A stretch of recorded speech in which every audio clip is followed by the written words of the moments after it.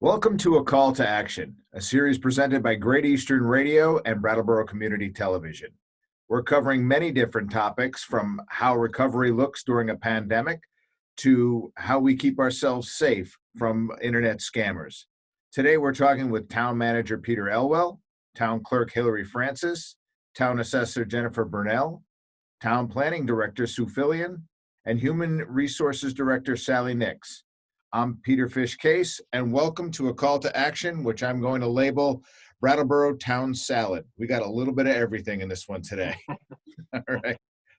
Peter, let's start with you. Let me ask the question. So the governor has kind of loosened some restrictions as to how the state is to open back up. Now, does it fall to each individual town as to what that pace looks like? If you could explain. Yeah, it sure does. And we appreciate the way that you've brought different parts of town government out through your call to action program to make clear, what's going on within the constraints of COVID-19. And today, the town salad is a variety of different administrative offices that either provide services to the community or, in some cases, more support service to the town staff. And because of that, we're focused on particularly the municipal center, which is actually where these departments are housed, and the very limited degree to which we're reopening. So yes, the governor has used his metaphor of turning the spigot a quarter turn at a time. The last couple of moves maybe have been a little bit more than a quarter of a turn, but we're approaching this very cautiously here in Brattleboro because we think that the slow and steady and very careful approach is the right one for the protection of everyone involved, the broader public health, as well as protecting our town employees who are providing the essential services to the community. And so we do have that latitude. The governor is opening up what is possible, but not requiring any particular method of operation. There are boundaries, but within those boundaries, we can set our own rules. And so, for instance, just one quick detail on that is masks are not required. They're recommended by the governor for members of the public, but we are requiring that any member of the public who enters into any town facility, but as we're talking about today, the municipal center, will need to be wearing a mask. And if they don't have one, we will provide one to them before they enter the building. Okay. So our intent is to go slow and careful, and we're going to use that quarter turn at a time, even if the broader permissive guidelines throughout the state move a little more quickly into being more wide open.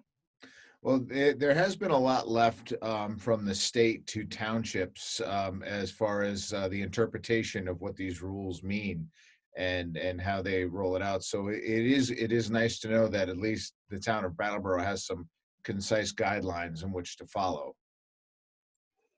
Yeah, so we've posted those on the daily updates on the town's website. So anybody who isn't yet familiar with those can go and see at a glance what the rules are if you do need to come to a building. And what we're still urging people at this point for, again, everyone's best protection is to continue doing as much work as possible with us remotely. Our town employee teams can work together very effectively remotely. We've learned how to do that through this COVID experience. And we'd like the public to continue to work with us to the maximum extent that you can through the remote means of communication that we've been all functioning with for this last 6 or 8 weeks. And each of the department heads that are in this meeting, in this interview, are going to be able to talk specifically about the wide range of things they can do for people with remote services and how they are available for those few things that require a face-to-face meeting. Great. All right. Well, Sue, then let's move to you, and we'll talk about because in your purview, permitting and gardening is kind of what we want to cover. Yeah. So I just want to let people know that we are, people are looking around their homes and thinking of their spring projects. We are still issuing zoning permits. They can be submitted by email, and then checks or payment can be made by mail.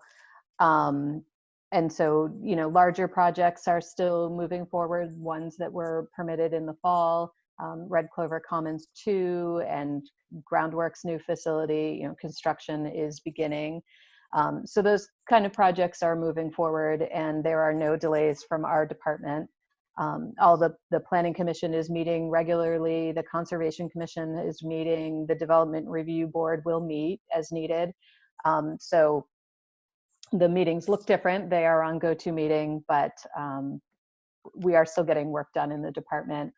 And some of the projects that we've been working on is completing the downtown design plan, which seems particularly relevant now as we look at our public spaces and how people are using them. So I think in June, there's going to be some videotaped presentations to kind of present the plan to the public. So the Planning Commission continues to work on that. With a little loosening of the governor's restrictions, the Conservation Commission has been cutting Japanese knotweed along the West River. They're always looking for volunteers. It's something that can happen in the smaller groups of 5 to 10 because you do stay socially distanced. So that work is going to start up in the next week or so. If anybody's interested, reach the department. We'd be happy to have help and can do some training with that. And then we have the sustainability coordinator who is in the planning department as well. And one of the larger projects that he's working on is a kind of a gardening program that they'll be taking out to the public soon. In this time of people being at home and the food supply being questions about the food supply, there has been a return to gardening and local foods. So I don't have all the details on that. It's something that's rolling out, and so the public will be hearing more about that soon. It's about partnerships and helping supply people with what they need for community gardening. Excellent. Thank you so much for that. Sally, so part of what you do is a lot of the of human resources for the town of Brattleboro. Can you speak to what that has looked like from your home and trying to put that across all departments? Yeah, the remote working definitely was new to the town, but I think we all worked through that during the first few, and maybe even with the first week. I was pretty surprised how quickly we all got work together to get everybody prepared to work from home and working through that process together. And just even continuing, the COVID overload in the beginning was just so much constantly changing news that keeping everybody up to date with it might have been this way Monday, but Thursday it's this way, making sure that everybody is staying up to date on the current process when the governor makes new announcements, we get together and meet and working through the policies, again, like the remote workers, safety, return to work policies, even meeting with the department heads that are here today, just more focusing on the municipality part of the return to work, working through the protocols together, just trying to make sure that the employees are safe. Like Peter mentioned, I tend to be more of the resource and a support service to all the employees in the town. So I work with the department heads, working with the fire chief and for the safety plan as well, just to make sure the training was taking effect. All of our employees have gone through the safety training for return to work that OSHA was making a requirement mandatory, even just following up today, make sure that they all have gone through it before they return to the offices and back to work. Yeah. So Sally, what challenges to kind of, it's always much easier face to face to kind of to relay this information. Have you found it difficult to do that, or let's face it, our town government are kind of a building filled with pretty smart people. So I think that they probably get it, but did you find that at all for you to be any more challenging than a normal time? No, I think having the access to the GoToMeeting, and some of us use Teams as well with the Microsoft Office, to speak, to keep in contact. Missing that personal face-to-face is definitely part of the probably the challenge, but we're still able to constantly meet whenever we need to, with phone, texts, any kind of method that we can get through to each other. We haven't lost that piece at all. Great, good to hear. Thank you so much. Hilary, let's go to you, town clerk. There's been a lot in the news on a national level that has to do with elections. I had a conversation with Howard Dean a couple of weeks ago around elections, but let's specifically talk about what our election here in Brattleboro looks like. Mm-hmm. So we have two big elections coming up. We have the August state primaries and we have the November generals. We're still waiting for concrete direction from the governor and the Secretary of State's office on what that's going to look like. They're currently working together on figuring that out, figuring out the way forward, figuring out the timeline of, in November, do we mail ballots to every active registered voter? And what are the logistics around that? Currently, my understanding is that for August, we will be, for both of them, let me back up. Both of them, even if we mail ballots to every registered voter, we still have to hold an in-person election on election day. And the purpose of that is we have same-day voter registration here in Vermont. If somebody needs to register that day, if a ballot didn't get to the person for whatever reason when it was mailed, if they moved and we didn't have their updated mailing address, if it got lost in the mail, there has to be some way for people who didn't get their ballots to vote. So we will still hold an election. The goal is to reduce as much as possible the number of people who physically show up on election day. For everybody's safety, for everybody's time, we're likely going to still be having to think about social distancing, right? And so we're only going to be allowed to have so many people in the polling place at one time, standing at least 6 feet apart when they're waiting in line. So for everybody's benefit, the goal is let's reduce the number of people that physically show up while not negatively impacting the voter participation. So what we're encouraging people to do is, first and foremost, you can register to vote online. It's really easy. The website is olvr.vermont.gov, and you can register to vote right there. And then once you're registered, or if you're already registered, we're encouraging everybody to go onto their My Voter page and update their physical registered address as well as their mailing address. So regardless of whether we do vote by mail for everybody or not, we want to increase the number of ballots that we're mailing and decrease the number of people that show up to the polls. So that address is mvp.vermont.gov.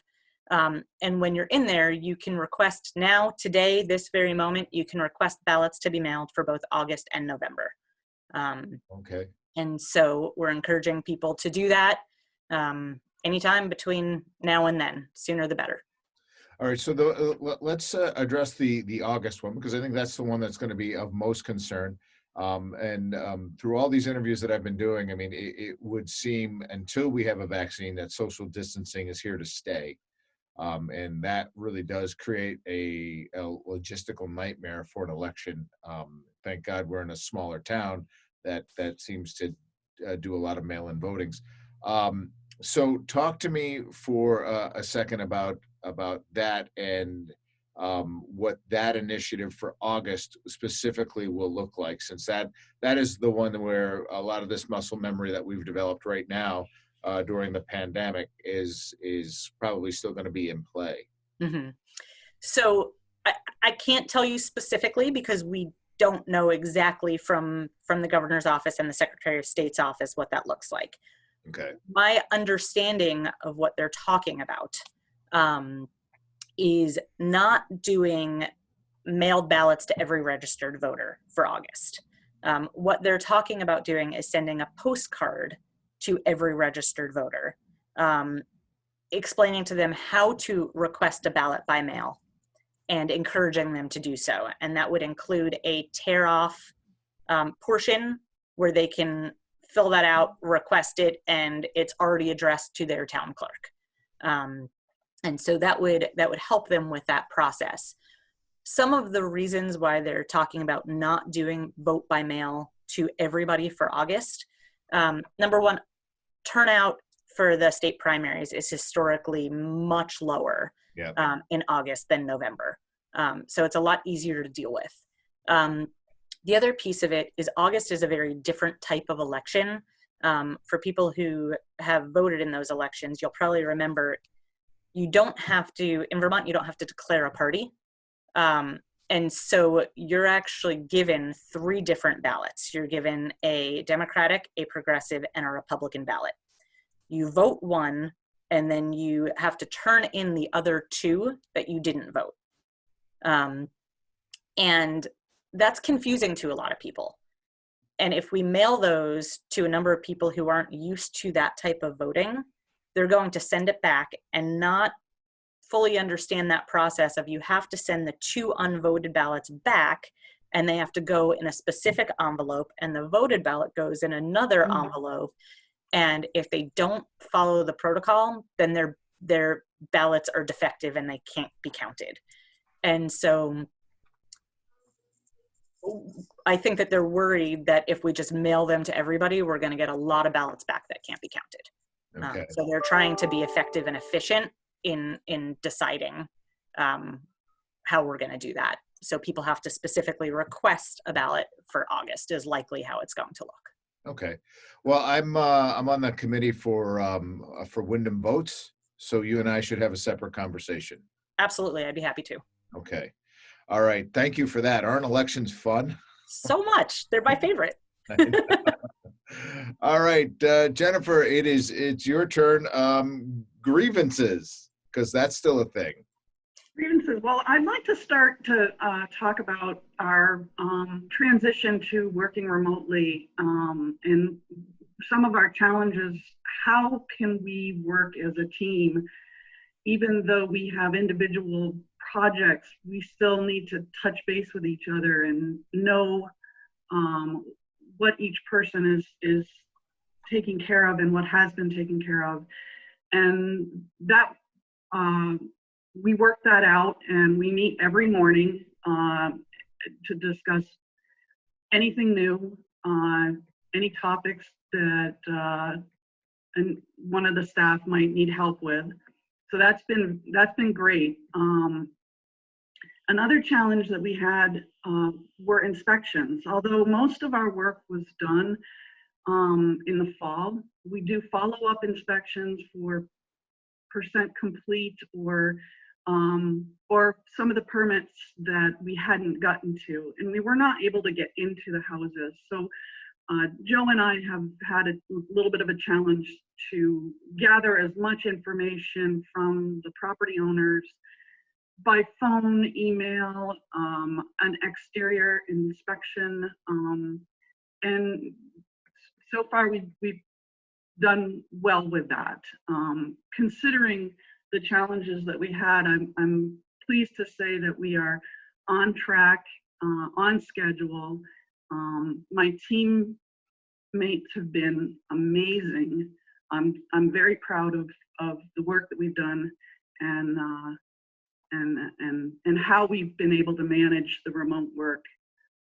We're coming back into the office slowly, one person at a time, and that's worked out well. We have our masks, and yes, once the grand list is lodged, change of assessment and change of allocation notices will go out to those properties that had changes. And our grievance process, we're anticipating that to start in June. First, in the second and third weeks of June, we're hoping to have them. We cannot schedule them until we send out our notices and lodge the abstract with the town clerk. So those dates are not set until we do that. But like I said, we anticipate being on time with that. The process for grievance is going to look different. We so far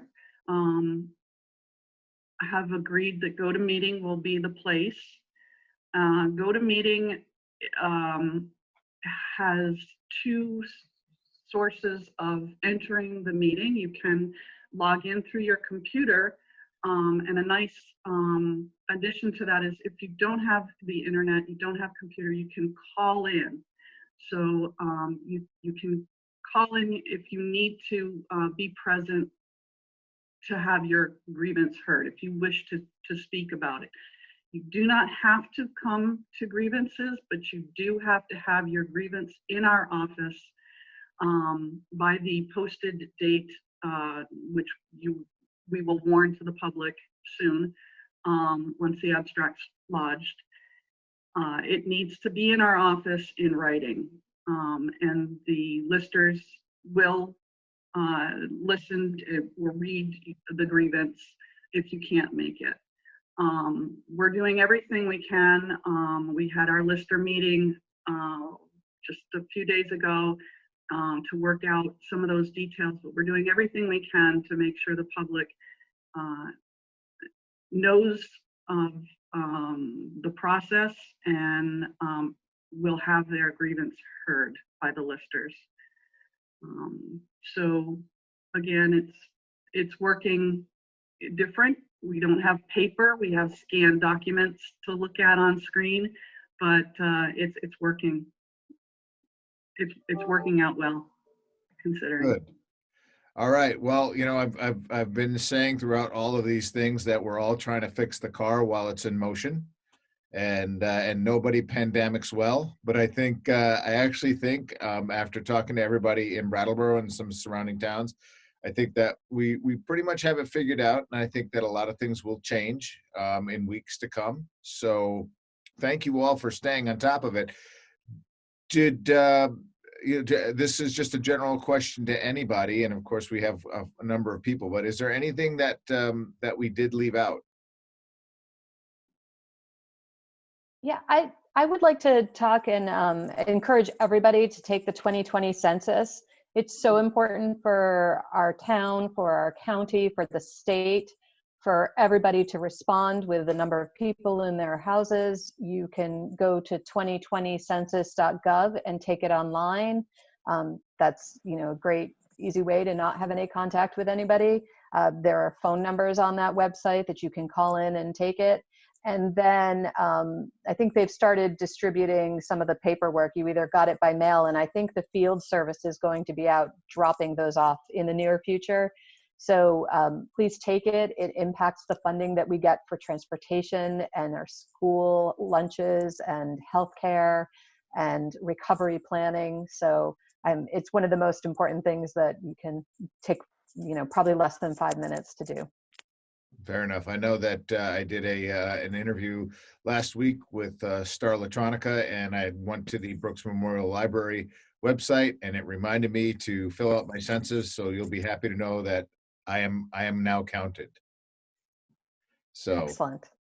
All right, everybody, thank you so much for jumping on a call to action with me today. There was a lot there and a lot of really good information, and thank you for all the good and hard work that you're all doing.